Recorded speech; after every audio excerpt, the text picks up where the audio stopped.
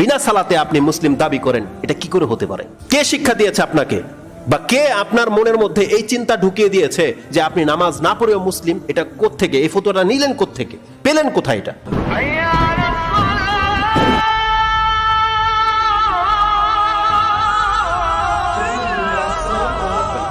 আল্লাহ সুবহানাহু ওয়া তাআলার পক্ষ থেকে এটা কেমন বিধান নাজিল করে দেওয়া হয়েছে?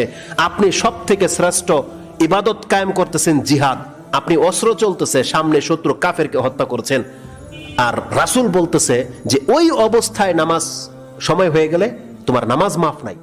জাহান্নামীদের প্রথম জবাব, তারা বলবে যে আমরা সালাত আদায় করতাম না, এটা ছিল তাদের প্রথম জবাব। তারপরে আসবে তারা এতিমকে খাদ্য দিত না, তারা খেলতামশায় মত্ত থাকতো, কিয়ামত হবে, তারা এটা কোনোদিন ভাবতো না। আজকে যারা নামাজ পড়েন না, আপনি ওই সিচুয়েশনে আছেন, যদিও মুখে বলেন আপনি যে কিয়ামত হবে, পরকাল হবে, কিন্তু এটা আপনার অন্তরের বিশ্বাস নয়।